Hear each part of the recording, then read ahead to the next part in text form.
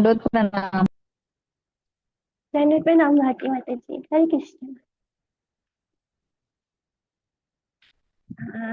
Last class में हमने देखा था कि अ, महाप्रभु जो है वो उनका जो फर्स्ट टाइम उनका जो प्रेम विकार है वो सबके सामने प्रदर्शित होने लग गया।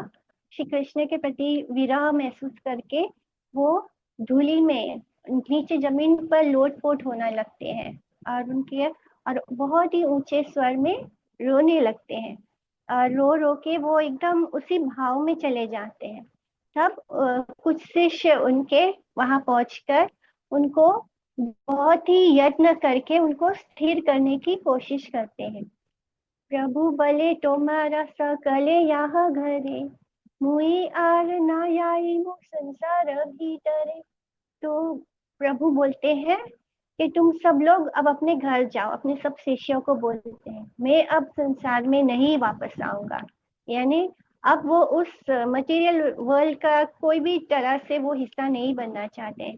जो शिक्षा वो सबको दे रहे थे, जो अध्यापक शिरोमणि का उनके पास उपाधि था, वो सब मटेरियल था।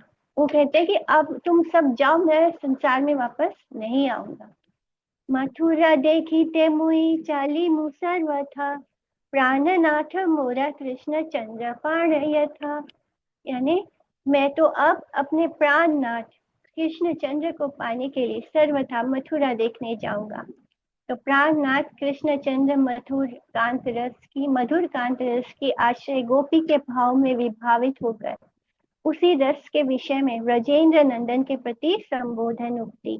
यानी अब वो पूरी तरह गोपी भाव में आ गए हैं। नाना रूपे सर्व शिष्य गणा प्रभु दिया, सीधा करी राखी लेना सबाई में लिया। तो समस्त शिष्यों ने, सब शिष्य जो है वो मिलकर बहुत तरह तरह से प्रयत्न करते हैं, कोशिश करते हैं कि प्रभु को प्रबोधन देकर उन्हें स्थिर किया जाए। मैंने जैसे हम छोटे बच्चों को कैसे मनाने की कोशिश करते हैं कि उनका ध्यान उधर से हट जाए और फिर वो वापस अपना नॉर्मल हो जाए, तो इसी तरह वो प्रभु को, वो सारे शिष्य प्रभु को प्रबोधन दे रहे हैं, उनको मनाने की कोशिश कर रहे हैं ताकि उनका ध्यान उसमें से हटकर वो नॉर्मल हो जाए। भक्ति रस से मग्न हई वैकुंठेरा पति, चित्ते स्वास्थ्य ना पाए ना रही वे ना कहती। परंतु भक्ति रस में मग्न होकर वैकुंठ पति भगवान गौरहरि चित्त में किसी प्रकार की शांति नहीं पा रहे थे। तब फिर वहां क्यों ठहरते। कहा रे ना बलि प्रभु कथा रात्रि शेषे, मथुरा के चाली लेना प्रेमी रे आवेशे। और फिर उनका मन लग ही नहीं रहा, उनको लग रहा मैं कैसे मथुरा पहुंचूं, कैसे कृष्ण को मिलूं बिना किसी से कुछ कहे हुए। कुछ रात्रि शेष रहने पर, यानी अब सुबह होने ही वाला है, रात्रि का एक लास्ट शेष भाग बचा है। और वो क्या करते हैं, वो शेष रहने पर प्रभु प्रेम के आवेश में मथुरा की ओर चल देते हैं। मथुरागत कृष्ण के विरह में विधुरा गोपी के भाव में भावित होकर गौर सुंदर इस प्रकार व्याकुल हो गए कि एक दिन रात्रि के शेष काल में किसी से भी कुछ ना कहकर कृष्ण प्रेम आवेश में उनके अनुसंधानार्थ मथुरा के पथ पर गमन करने लग गए। कृष्ण रे बाप रे मोरा पाई मुख कथाए, एई मत बलिया यही न गौर राय। तो इस तरह वो एकदम विरह में है कृष्ण से, बस कैसे भी कृष्ण मिल जाए मुझे। हे कृष्ण, हे मेरे बाप, मैं आपको कहाँ पाऊं, ऐसा कहते हुए श्री गौर राय जा रहे थे। फिर व्रज के वात्सल्य रस के भाव में विभाजित होकर करुण सुर में उच्च स्वर से कृष्ण को संबोधन करते करते कृष्ण अन्वेषण लीला प्रदर्शित की थी। कटा दूर याई देशु ने न दिव्य वाणी, एक ने मथुरा न याई वा द्विजामानी। कुछ दूर जाने पर प्रभु को एक दिव्य आकाशवाणी सुनाई दी। हे द्विजामणि, इस समय आप मथुरा मत जाइए। तो उनको वो निकल पड़ते हैं मथुरा जाने के लिए, एकदम आतुर होकर कृष्ण से मिलने के लिए। और रास्ते में उनको आकाशवाणी सुनाई देती है, और वो आकाशवाणी क्या कहती है, याई वारा काल आछे याई वातो खाने, नवद्वीपे निज गृह चला एक होने, जाने का समय जब आएगा तब जाना, अभी नवद्वीप में अपने घर जा चलो। तुम्ही श्री वैकुंठनाथ लोक निष्ठारिते, अवतीर्ण हाई अच्छा सबार सहिते। आप श्री वैकुंठनाथ हैं और लोगों का निस्तार करने के लिए अपने परिकरों के सहित अवतीर्ण हुए। तो फिर वो आकाशवाणी उनको ये बताती, उनको ये याद दिलाने की कोशिश करती है कि उनका अवतार क्यों हुआ है। उनका अवतार सबको कृष्ण प्रेम देने के लिए हुआ है, सबको इस भवसागर से बाहर निकालने के लिए और सबको अपने जीवन का लक्ष्य देने के लिए हुआ है। वो लक्ष्य है कृष्ण प्रेम। तो उनको वो भगवान माने वो गोपी के भाव में इस कदर थे कि वो भूल ही गए कि उनको क्या चाहिए। वो विरह में एकदम डूब गए थे। तो वो आकाशवाणी होकर उनको रोकती है नवद्वीप जाने के, मतलब मथुरा जाने से, क्योंकि अभी उनका मथुरा जाने का समय हुआ नहीं है। जब समय होगा तब चले जाना। और अभी तो उनको जो लक्ष्य के जो गोल को अचीव करने के लिए वो आए हैं, जो वो सभी को देने आए हैं, वो अभी बाकी है। अनंत ब्रह्मांडमय करिया कीर्तन, जग तेरा बिलाईवा प्रेम भक्ति धन। आप अनंत ब्रह्मांड में कीर्तन का प्रचलन करके जगत को प्रेम भक्ति धन का वितरण करेंगे। ब्रह्मा शिव सनक आदि ये रस विवल, महाप्रभु अनंत गाये न ये मंगल। ताहा तुम्ही जग तेरा दीवार कारणी, अवतीर्ण हई अच्छा जाना हाँ आपने। ब्रह्मा शिव सनक आदि जिस प्रेम रस में विवल रहते हैं और जिस मंगल में यश का महाप्रभु अनंत देव गान करते हैं, उसको आप संसार में वितरित करने के लिए अवतीर्ण हुए हैं। यह सब आप जानते हैं। तो भगवान को तो कुछ समझाने की जरूरत नहीं, इसलिए वो आकाशवाणी कहती है कि ये सब आप करने आए हैं। ब्रह्मा शिव सनक आदि जिस प्रेम के रस पे विवल रहते हैं, माने कृष्ण के जिस प्रेम में वो हमेशा डूबे रहते हैं, और जिस मंगल में यश का महाप्रभु अनंत देव गान करते हैं, और जिनके यश को अनंत देव यानी भगवान संकर्षण जो अनंत देव के रूप में है और वो अपने अनंत मुखों से भगवान की महिमा का गान करते हैं, वो उनके बारे में आप इस संसार को वो प्रेम रस वितरित करने आए हैं, वो बांटने आए हैं। आप इस संसार को ये वो ही कृष्ण प्रेम को बांटने आए हैं। ये सब तो आप पहले से जानते हैं। सेवक आमरा तबु चाही कही वार, अतएव कही लाई चरणे तोमार। हम तो आपके सेवक हैं, तब भी कहना उचित था, इसलिए आपके चरणों में निवेदन किया। क्योंकि गौर हरि इतने ज्यादा भाव में चले गए हैं कि उनको ये याद दिलाना जरूरी हो गया था, इसलिए वो सेवक होने के बावजूद उनको ये याद दिलाना जरूरी था, इसलिए वो आकाशवाणी होती है और उनके चरणों में निवेदन करती है। आपनारा विधाता आपने तुम्ही प्रभु, तुम्हारी ये इच्छा से लंघन न है कभू। हे प्रभु, आप स्वयं अपने विधाता है, आपकी इच्छा का लंघन कौन कर सकता है। भगवान खुद ही विधाता है, वो जो चाहे कर सकते हैं। वो जो चाहे अपनी कहानी को जिस चाहे उस रूप में मोड़ सकते हैं। भले ही वो अगर इस लक्ष्य को पाने आए हैं, तो लेकिन जब भी उनका मन करेगा वो उस कहानी को बदल भी सकते हैं, वो उसको दूसरी दिशा भी दे सकते हैं।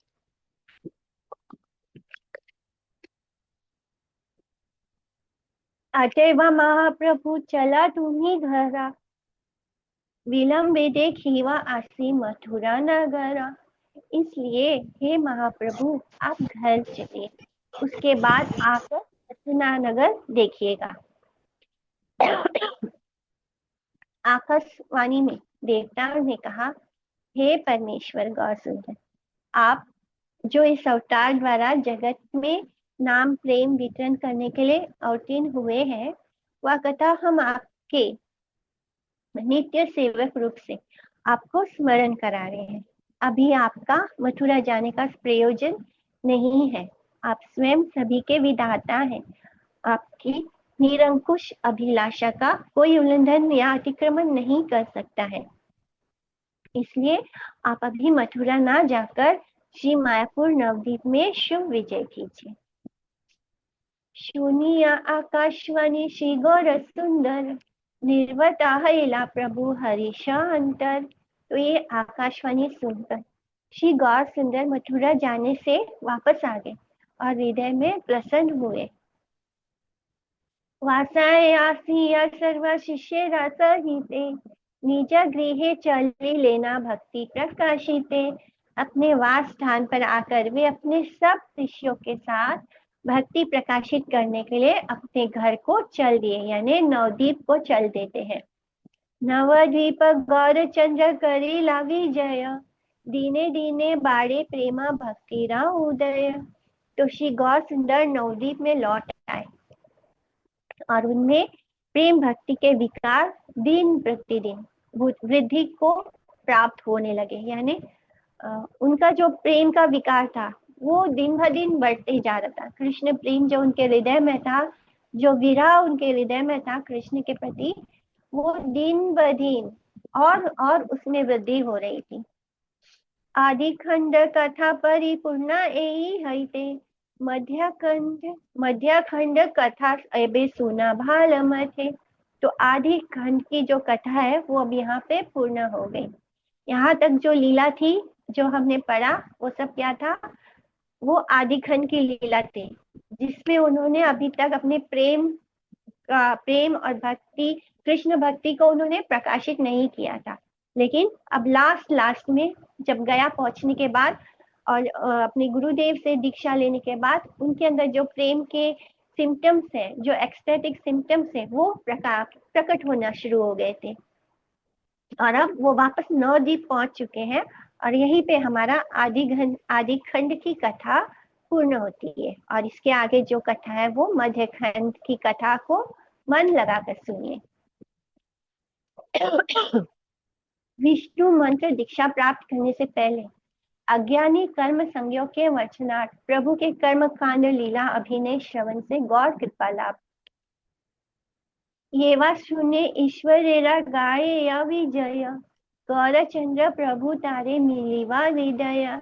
जो कोई प्रभु की गया यात्रा श्रवण करेगा प्रभु श्री गौरचंद्र उसके हृदय में आकर विराजमान हो जाएंगे। तो जो भी हमने ये कथा सुनी है श्री प्रभु के गया यात्रा की, ऐसा ये इस कथा को श्रवण करने वाले के हृदय में भगवान स्वयं आकर विराजमान हो जाएंगे। गौर सुंदर ने गया तीर्थ में प्रथमतः गुरुपाद आश्रय और उनकी कृपा लाभ लीला का अभिनय द्वारा निश्रेयस परमात्मा के शिक्षार्थियों को आदर्श विधि शिक्षा देकर जगत में प्रेम भक्ति प्रचार लीला प्रकाश करनी आरंभ करी थी। कृष्ण यश सुनीते से कृष्ण संग पाइया, ईश्वरेरा संगे तारा कबू त्याग नाई। श्री कृष्ण यश सुनने से श्री कृष्ण का संग प्राप्त होता है, उसका ईश्वर संग से विच्छेद कभी नहीं होता। तो जो श्री कृष्ण का यश सुनता है उसको कृष्ण का संग प्राप्त होता है और उसको कभी भी ईश्वर से विच्छेद नहीं होता।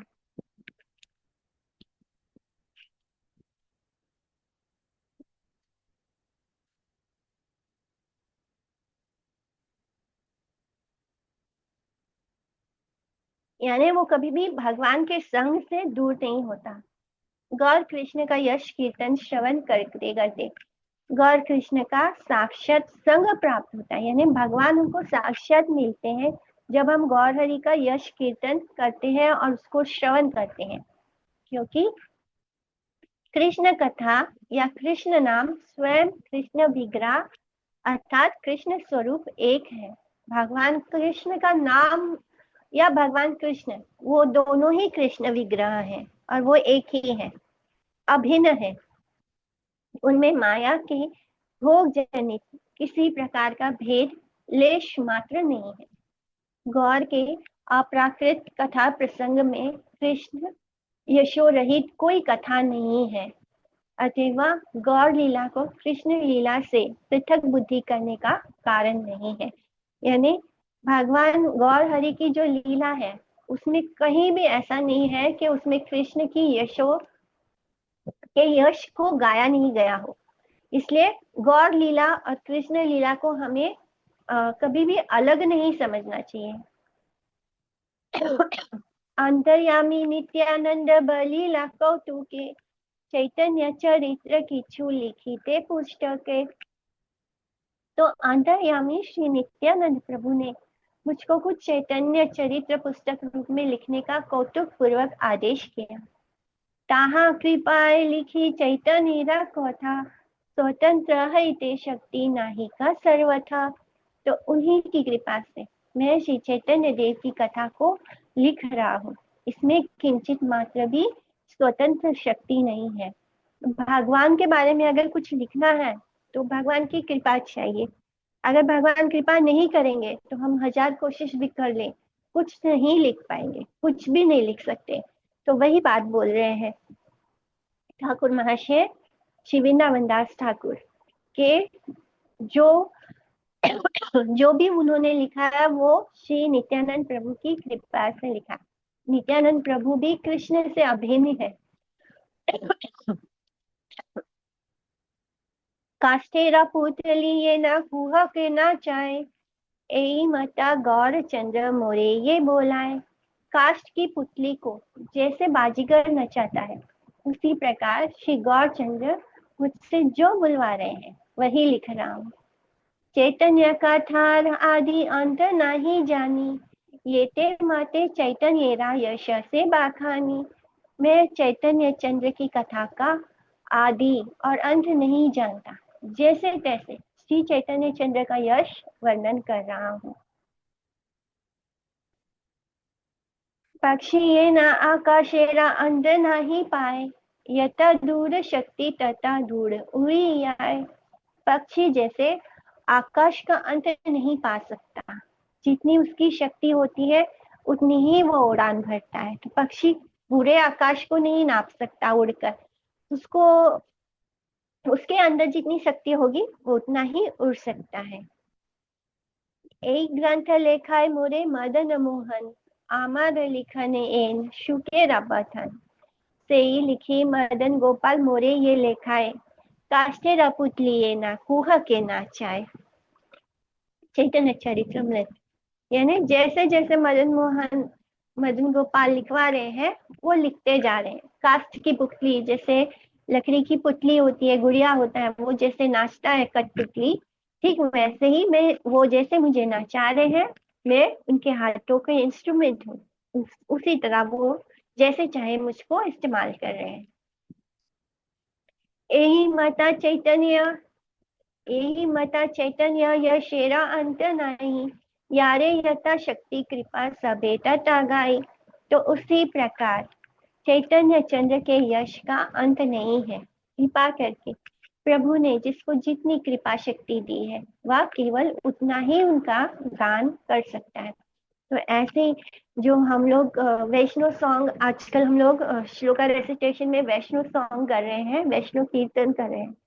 तो ये कीर्तन, ये सब जो वैष्णव ने लिखा है वो सब भगवान की कृपा के द्वारा ही वो सब बनता है और लिखा जाता है।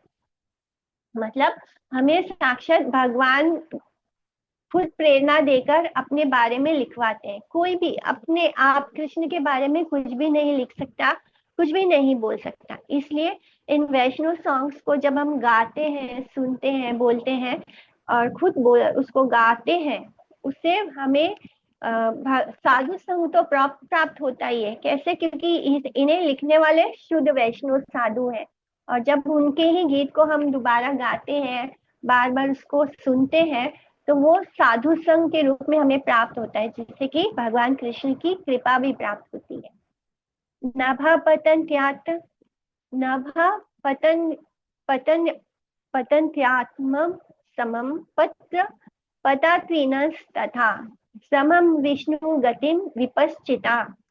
नैमिषारण्य में महाभागवत सूत गोस्वामी के समक्ष भागवत सुश्रु श्री शौनक आदि मुनियों के प्रश्न के उत्तर में भागवत कथा कीर्तन के प्रारंभ में श्री सूत भगवान अधोक्षर श्री कृष्ण के कथा, नाम, रूप, गण परिकर और लीला के अनंत तत्व के विषय में कह रहे हैं। इसका अनुवाद कि पक्षी गण जैसे निज शक्ति अनुसार आकाश में जितनी दूर तक उड़ सकता है उतनी दूर तक ही उड़ते हैं, उसी प्रकार पंडित भी स्वबुद्धि अपनी बुद्धि के अनुसार भगवान की लीला को जितना जानते हैं वहां तक ही वर्णन करते रहते हैं। सर्व वैष्णव वेरा पाए मोरा नमस्कार, इथे अपराध किचु ना होका आमार। तो मैं समस्त वैष्णव के चरणों में नमस्कार करता हूँ, जैसे मुझ में कोई अपराध ना बन जाए। मैं समस्त वैष्णव का अनुगत्य स्वीकार करके उनके चरणों में दैन्य पूर्वक ये प्रार्थना ज्ञापन पूर्वक नमस्कार करते हुए कह रहा हूँ, जिससे कि मेरा किसी प्रकार का अपराध ग्रहण ना हो। संसारेरा पार हैया भक्ति रसा गरे, ये डूबे से भजू का निताई चंदरे। तो जो संसार समुद्र से पार होकर भक्ति सागर में डूबने के इच्छुक हो वे श्री निताई चांद का भजन करें। जिनको इस संसार से बाहर निकलना है और जिसको भगवान की भक्ति में डूबना है तो उसको क्या करना चाहिए? उसको निताई चांद का भजन करना चाहिए, नित्यानंद प्रभु का भजन करना चाहिए। आमार प्रभुर प्रभु गौशी गौर सुंदर, ए बड़ा भरसा चित्ते धरी निरंतर। मैं हर समय अपने चित्त में ये बड़ा भरोसा रखता हूँ कि मेरे प्रभु के प्रभु श्री गौर सुंदर है। यानी उनके प्रभु कौन? नित्यानंद प्रभु, और नित्यानंद प्रभु के प्रभु श्री गौर सुंदर है। तो वो हर समय जो लेखक हैं, जो वृंदावन दास ठाकुर महाशय हैं, वो हर समय अपने चित्त में ये बड़ा भरोसा रखते हैं कि मेरे प्रभु के प्रभु श्री गौर सुंदर है। नित्यानंद प्रभु चैतन्य प्रकाश होने पर भी महाप्रभु के दास हैं। नित्यानंद स्वरूप मेरे प्रभु एवं गौर सुंदर मेरे प्रभु के महाप्रभु हैं। मेरे गुरुदेव की भजनीय वस्तु स्वयं गौर सुंदर है। इसलिए सब समय मेरे चित्त में यही दृढ़ विश्वास है कि अपनी शुद्ध निर्मल अस्मिता में अपने गुरुदेव की कृपा के बल से मैं किसी न किसी दिन महाप्रभु की शुद्ध सेवा में सत्य अधिकार प्राप्त करूंगा, अर्थात महाप्रभु मुझे अपने दासानुदास कहकर स्वीकार करेंगे। केहा भले प्रभु नित्यानंद बलराम, केहा भले चैतन्य राम महाप्रिय धाम, केहा भले ताहा तेजी याना अधिकारी, केहा भले कौन रूप बूझीते ना पारी। कोई कहता है कि नित्यानंद प्रभु बलराम है, कोई कहता है श्री चैतन्य चंद्र के महाप्रिय धाम है, कोई कहता है महातेजयान अधिकारी है, कोई कहता है कैसा स्वरूप है समझ में ही नहीं आता। किवा यति नित्यानंद किवा भक्त ज्ञानी, यार ये ना मता इच्छा ना बोला एकेनी। ये से कहने चैतन्य नित्यानंद नहीं, से चरण धन मोर रहु का हृदय। तो जिसकी जैसी इच्छा हो वह नित्यानंद प्रभु को यदि अथवा भक्त अथवा ज्ञानी क्यों ना कहे, वे श्री चैतन्य चंद्र के चाहे जो कुछ भी क्यों ना हो, तब भी मैं तो यही कहता हूँ कि उनके चरण धन मेरे हृदय में निवास करे। अगर नित्यानंद प्रभु कृपा करे तो चैतन्य महाप्रभु तो बहुत इजीली मिल जाएंगे। इसलिए वो कहते हैं कि चाहे अब उनके बारे में कोई कुछ भी क्यों ना कहे, कोई उनको भक्त कह सकता है, कोई उनको ज्ञानी कह सकता है, कोई उनको कुछ भी कह सकता है, लेकिन उनके चरण जो है वो मेरे हृदय में हमेशा रहने चाहिए। एता परिहारे ओ ये पापी निंदा करे, तबे लाठी मारो तारा शिरेरा ऊपर। इतना परिहार करने पर भी कोई पापी यदि उनकी निंदा करता है तो उसके मस्तक पर पराघात करूंगा, यानी उनको उसके सिर पर मैं अपने उसके सिर पे लाठी मारूंगा, यानी अपने पैरों से उसके सिर पर आघात करूंगा। किसी के मत से नित्यानंद स्वयं रूप कृष्ण के प्रकाश विग्रह बलराम है, किसी के मत से वे चैतन्य देव के पृष्ठ आश्रय अभिमानी विषय विग्रह है। कोई तो उनको महाभक्त महाभागवत अवधूत परमहंस रूप से विचारते हैं। फिर कोई उनको वे क्या धातु है यह समझ ही नहीं पाते हैं। नित्यानंद स्वरूप सन्यासी गुरु परमहंस अवधूत ही हो, अथवा भागवत ज्ञान से यानी भक्त ही हो, अर्थात जिसकी जो इच्छा हो उसको कैसा भी क्यों ना बोले, अथवा चैतन्य देव के साथ नित्यानंद का जो कुछ भी संबंध क्यों ना हो, उन्हीं नित्यानंद के अमूल्य पाद पद्म को हृदय में सर्वदा ही मैं धारण करूंगा। जया जया नित्यानंद चैतन्य जीवन, तोमार चरण मोर हऊ का शरण, तोमार हैया एना गौर चंद्र गाय, जन्मे जन्मे ये ना तुम्हा समहति के कारण। यानी श्री चैतन्य के जीवन धन श्री नित्यानंद की जय हो। हे प्रभु, आपके चरण ही मेरे शरण स्थान हो। मैं आपका होकर ही श्री गौरचंद्र का गुणगान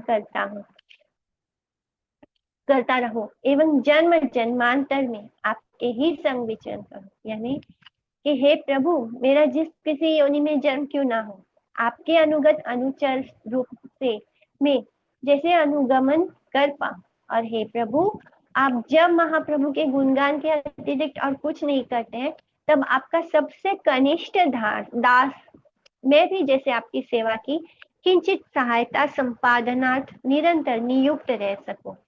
मुझे हमेशा अपना दास बनाकर रखना। जब भी आप श्री चैतन्य देव की गुणगान करोगे, तब उसमें मुझे भी थोड़ा सा अपने साथ सम्मिलित कर लेना।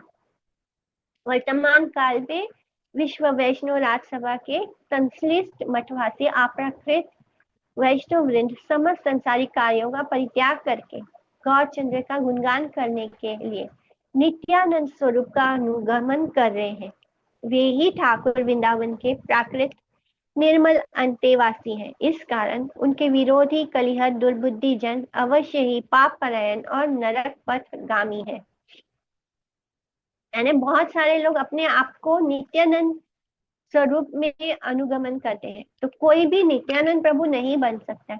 हमें केवल उनकी शरणागति लेनी है। नित्यानंद प्रभु उनका स्वयं प्रकाश है कृष्ण का। कृष्ण और नित्यानंद, कृष्ण और बलराम दोनों में कोई भेद नहीं है। कृष्ण की सब सेवा करने के लिए ही बलराम जी है, उसी तरह नित्यानंद प्रभु और बलराम जी तो एक ही है। इसलिए बहुत सारे लोग नित्यानंद स्वरूप का भी अनुगमन करते हैं। तो ऐसे लोगों को दुर्बुद्धि कहा गया है और पाप परायण कहा गया है, क्योंकि ऐसे लोग नरक पथगामी है। अगर हम किसी को, जैसे शिव जी के बारे में क्या बोलते हैं, शिव जी ने विष को पिया और उसको गले में रोक कर रखा। ऐसा करने की क्षमता किसी आम जनों में नहीं है, लेकिन फिर भी सब शिव जी को कॉपी करना चाहते हैं। उनको लगता है कि वो नशा वगैरह करते हैं, जबकि वो क्या कर रहे हैं, क्यों कर रहे हैं, इसको बिना जाने वो इस संसार के भले के लिए जो कर रहे हैं उसको नहीं देखते हैं। लेकिन वो दूसरी बात में, वो दूसरी लीला का उसका पीछे क्या कारण है वो पूरी तरह ना जानते हुए वो सिर्फ उसको फॉलो करना चाहते हैं कि हमें, वो सब अपनी इंद्रिय तृप्ति के लिए होता है। और जो भी काम इंद्रिय तृप्ति के लिए किया जाता है वो हमें नरक पथगामी बनाएगा, यानी वो हमें नरक की ओर ही ले जाएगा। ये सुनाए आदि खंड चैतन्य कथा, ताहा ऋषि गौर चंद्र मिले वा सर्वथा। तो जो कोई भी इस आदि खंड में वर्णित श्री चैतन्य चंद्र की कथा सुनता है, उसको अवश्य ही श्री गौर चंद्र मिलते हैं। तो भगवान की कृपा से, गौर हरि की कृपा से हमने पूरा आदि खंड सुना है, हमें भी गौर हरि जरूर मिलेंगे। ईश्वर पुरी रस्थाने हैया विदाए, गृहे आई लेना प्रभु श्री गौरंग राय। शुनि सर्व नवद्वीपे हैला आनंदिता, प्राण असी देह ये न हैला उपनीता। श्री कृष्ण चैतन्य नित्यानंद चांद जान, वृंदावन दास तछु पद युगे गान। ईश्वरपुरी से विदा होकर प्रभु श्री गौरांग राय अपने घर लौट आए। ये सुनकर सब नवद्वीप निवासी ऐसे आनंदित हुए मानो देह में प्राणों का संचार हो गया। जैसे कि वो सब निष्प्राण थे, जब तक महाप्रभु नहीं थे तो नवद्वीप वासियों को लग रहा था जैसे उनके प्राण ही चले गए हैं, और जब वो लौट कर आते हैं तो मानो उनके अंदर प्राण आ जाते हैं। श्री कृष्ण चैतन्य और श्री नित्यानंद चांद जिनके जीवन है, वे वृंदावन दास उनके युगल श्री चरणों में उनकी महिमा का गान करते हैं। इति श्री चैतन्य भागवते आदि खंडे गया गमन वर्णनम नाम सप्तदशो अध्याय।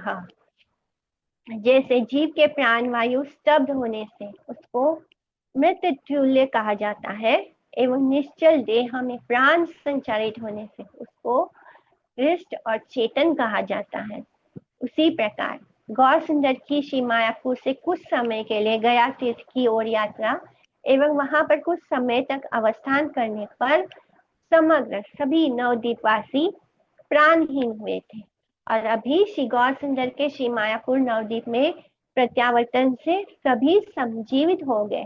इति गौड़ीय भाष्य में सप्तदश अध्याय। तो इस तरह हमने पूरा आदिखंड लीला संपूर्ण कर लिया है। जो भी आदिखंड की लीला थी, ये पूरा बुक हमारा फिनिश होता है आदिखंड का। तो यहाँ से इसके बाद अब हम इसका फाइनल एग्जाम होगा, और उसको पढ़ने के लिए आप लोगों को रिवीजन के लिए थोड़ा समय है। उसके बाद मैं डिसाइड करके बताऊंगी कि कब होगा टेस्ट। नेक्स्ट मंथ ही होगा, अगस्त में 15 तक, अगस्त 15 तक। तब तक आप सबके पास बहुत सारा समय है इसको अच्छे से रिवाइज करने का। जितने भी चैप्टर्स मैंने दिए हैं उसको अच्छे से रिवीजन करेंगे हम सब, और आप सभी लोग उसमें पार्टिसिपेट भी करेंगे, ठीक है? नहीं करोगे तो फिर आप लास्ट मोमेंट में आपको समझ में नहीं आएगा कि क्या कर रहे हैं, इसलिए खुशी खुशी पार्टिसिपेट कीजिए। इतनी मेहनत कर रहे हैं सुरजीत प्रभु, नारायणी दीदी, मैंने बहुत मुश्किल होता है क्वेश्चन प्रिपेयर करना, और फिर उसके बाद उसके ऑप्शंस प्रिपेयर करना उससे भी ज्यादा दुगना मुश्किल काम है। तो आप उन सबके सेवा को, उनकी मेहनत को थोड़ा बल दीजिए और पार्टिसिपेट करके अपना पेपर बहुत अच्छा बेस्ट करना। इसके बाद इसका हम सर्टिफिकेट इश्यू करेंगे और फिर उसको एक नेक्स्ट कोर्स में मध्य खंड करेंगे। ओके, वांछा कल्पतरुभ्यश्च कृपा सिंधुभ्येव च पतितानां पावनेभ्यो वैष्णवेभ्यो नमो नमः। आप सभी को दंडवत प्रणाम। हरे कृष्णा। दंडवत दंडवत प्रणाम प्रणाम जी। जी। हरे कृष्ण। हरि बोल। दंडवत प्रणाम माता हरि जी। बोल, हरे बोल। कृष्ण। दंडवत प्रणाम माता जी। कृष्णा दीदी दंडवत प्रणाम। एनी डाउट, कोई भी डाउट हो, कहीं भी कुछ समझ नहीं आए, दंडवत प्रणाम। Any time. हरे कृष्ण। हरे कृष्ण।